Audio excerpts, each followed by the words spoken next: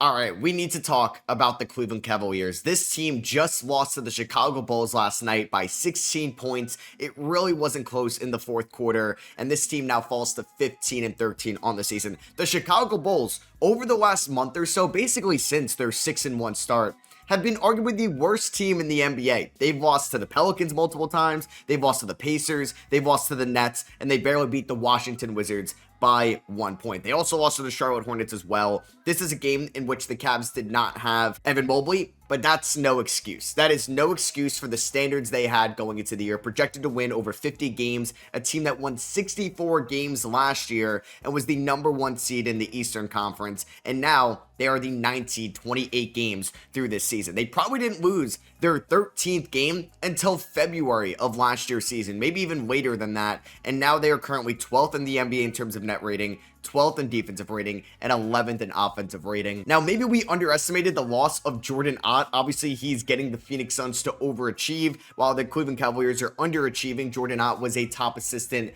on the Cavs coaching staff last year.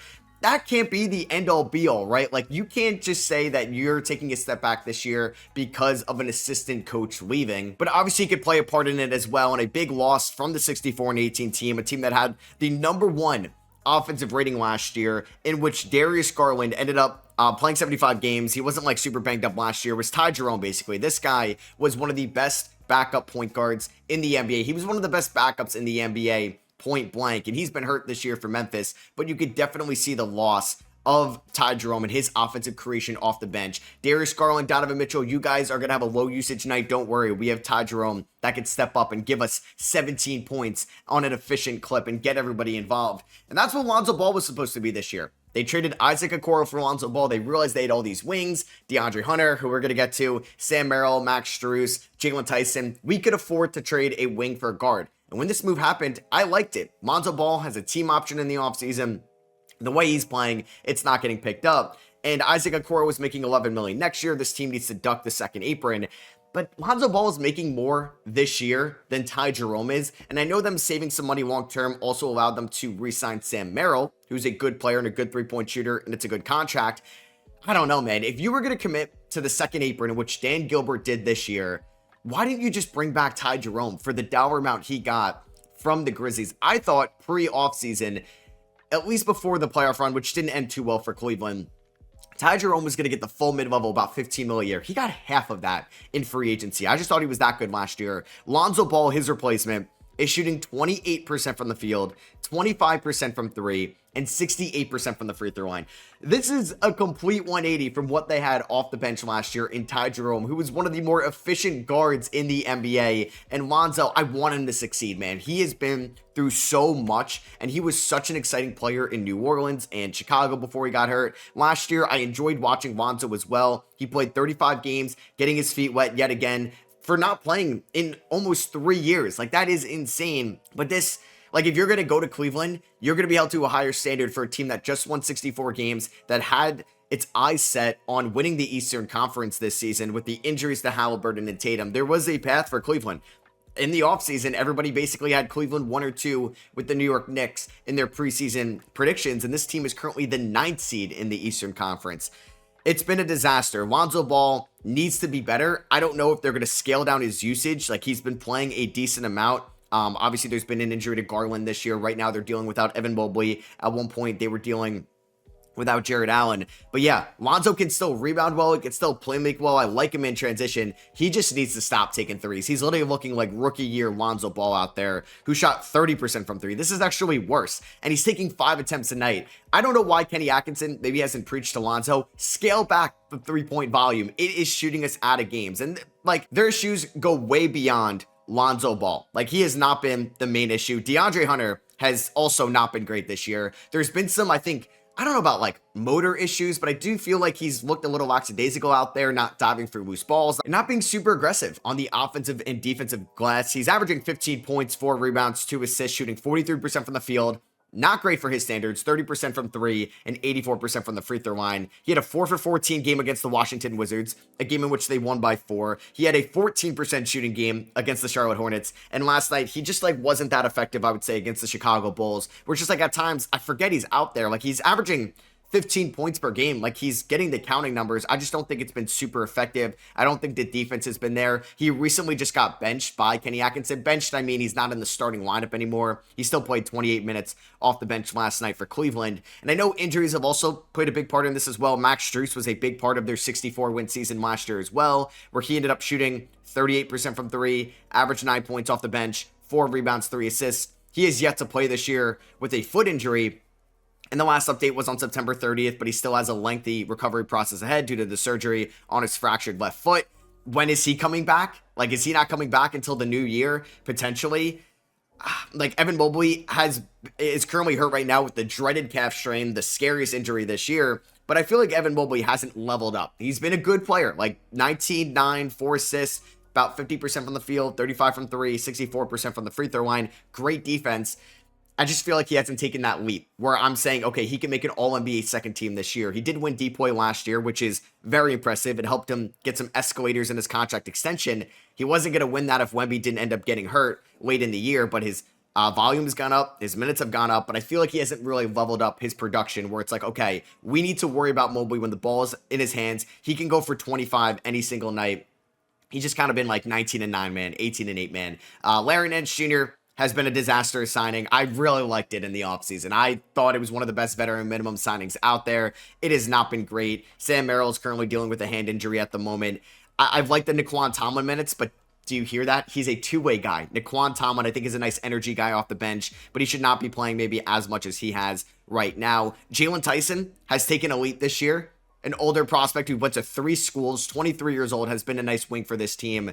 But yeah, I think it becomes an issue between two guys, not Donovan Mitchell. Donovan Mitchell has been an all-star starter caliber guy this year. I think it's going to come down between him or Maxey for that all-star starter spot. If I had to guess, it's going to be Giannis, Brunson, Jaylen Brown, Cade Cunningham, and the last spot will go to Donovan Mitchell or Tyrese Maxey. I mean, he's averaging 30 points, 4.5 rebounds, 5.5 assists, 49, 38, 84 splits. Donovan Mitchell did sign an extension with the Cavs a couple years ago where he's going to be under contract going forward with Cleveland. He's owed $46 million this year, $50 million next year, can be a free agent in the offseason of 2027. I would say the body language and some of the post-game press conferences haven't really been the best in terms of vibes, I would say, overall in Cleveland. And he mentioned after their loss, I believe, to Charlotte, in which he didn't play well, he's like, I can't have a bad night. I'm not allowed to have a bad night. And when that happens, it's like, okay, like, it could have come off a couple ways. I think he's meaning it like he is the star guy. He knows he's the star guy, and he should be expected to have star performances every single night. So I don't think he meant like, I'm not allowed to have a bad night because everybody else stinks and I need to carry this team. I think it's just like the standard he holds himself to. He played better against Chicago, but you're losing to Chicago by 16. They were down most of that fourth quarter by a decent amount. And then it comes down to the question between Darius Garland and Jarrett Allen. I think maybe they're two most intriguing guys this year. Darius Garland has not been good. He's been hurt this year. He was hurt to start off the year. I was worried about him before the year started. I remember in my top 30 point guard video where I said I am lower on Darius Garland this year because of the injuries going into the year. No ramp up, no training camp. I've seen this plenty of times. And I remember so many people were like, how the hell do you have De'Aaron Fox above Darius Garland?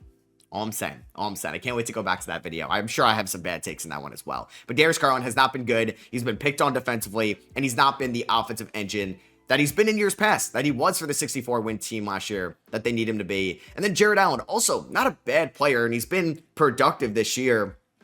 I just don't think we're going to maximize this Cavs offense once again. I mean, it was the best offense in the league last year. I just feel like, I don't know, man. I still think this team's ceiling goes like as far as they want it to be when Evan Mobley goes to the 5 and we have a better fit around Evan Mobley. Now, I've seen plenty of trade ideas. I've even seen Domantas Sabonis, and I'm talking myself into that.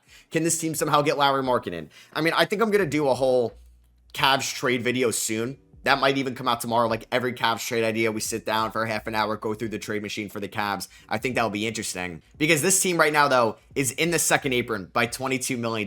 Dan Gilbert said, yes, I will pay these crazy taxes. I'm okay being a repeat offender in the second apron. We're probably going to have to get out of it next year, but I'm willing to go into it this year because of the wide open East, because of the expectations we had coming off a 64-win season. This team could still make a run. I mean, we have so much time left in the year. We still have a little bit under 2 months until the trade deadline, but this team can't add anybody in the buyout market. Right now, since they're in the second apron, they can't receive more money than they're sending out. So if somebody makes $1 more in a trade that they are getting back, they can't do that trade. They also can't aggregate salaries either. So they basically can't trade away Max Strus and Jared Allen for Domantas Sabonis, even though the financials don't work out there. But they can't do something like that if the financials did work out. So in order for this team to get creative at the deadline, unless it's a 1-for-1 swap, unless it's a Evan Mobley or Darius Garland for Lauri Markkanen, which I don't even think the financials work there, like something like that, where you're trading Darius Garland's $39 million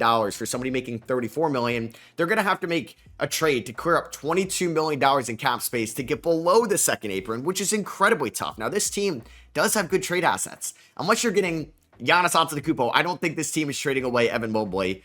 I wonder how intrigued Milwaukee would be about that, but if I'm Cleveland, once again, I've said it before, I just don't think Milwaukee trades Giannis at the deadline, let alone to a division rival. Two, like if you're Cleveland, Mobley's locked up till 2030 basically. Do you want to trade that 24-year-old who's locked up for a couple years for Giannis, who could leave you in 2 years? But Giannis and Donovan Mitchell intrigues me. Could they move Darius Garland? Could they move DeAndre Hunter? I think that's on the table. Could they move Jared Allen? That's been on the table, it feels like, for a while. And if this team does not make a big splash this year at the deadline, if they walk out in round 2 again, I just think a big trade is coming. I thought a big trade was coming last offseason, but when Halliburton and Tatum went down, it made all the sense in the world for this team to kind of run it back. They're missing Jordan Ott. They're missing Ty Jerome 100%. They're missing Max Strus, who is yet to play for this team this year. Lonzo Ball needs to be better. Even like Dean Wade, he was like, I think had good stints last year as a 3-and-D guy. He's not knocking down his shots. I think Craig Porter Jr. has been fine,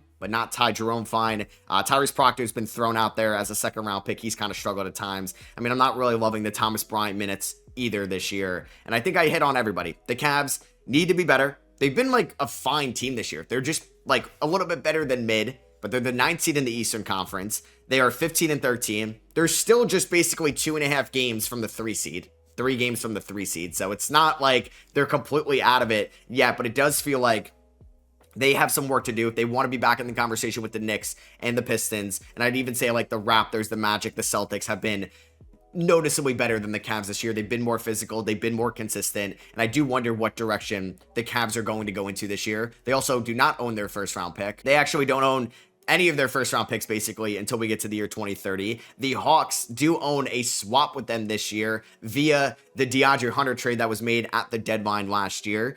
I mean, I still don't think the Cavs are going to miss the playoffs this year, but you never know. You never know. The Suns missed the play-in tournament last year. So they don't own their first round pick this year, in 2027, in 2028, or 2029. So they can trade their 2032 unprotected first. They could trade their 2031 unprotected first. They could throw in some pick swaps as well in there if they wanted to make a noticeable splash. Like I said, I think I'm going to be doing a every Cavs trade idea video maybe tomorrow. So be on the lookout for that. I think that's going to be a really fun one because we could talk about Garland trades, Hunter trades, Allen trades. You can let me know if Mobley or Mitchell, but I just don't think they're going to move one of those guys. That seems a little bit reactionary to the start of the year here. We still have plenty of time left. I wonder what Kenny Atkinson is going to do to change his team. They need Lonzo to be better. They need Max Strus back. And honestly, we just got to see Mobley, Mitchell, Garland, and Allen out there healthy because these guys have been banged up at different times this year. So let me know what you guys think about the Cavs and where they are right now. Are you hitting the panic button? Is it DEFCON 1 and we need to make a trade by the weekend? Or do you think this team just needs to feel itself out a little bit and they'll be fine when we get to February? Let me know down below. Drop a thumbs up if you guys did enjoy. Subscribe if you aren't out already, and I'll catch you on the next one.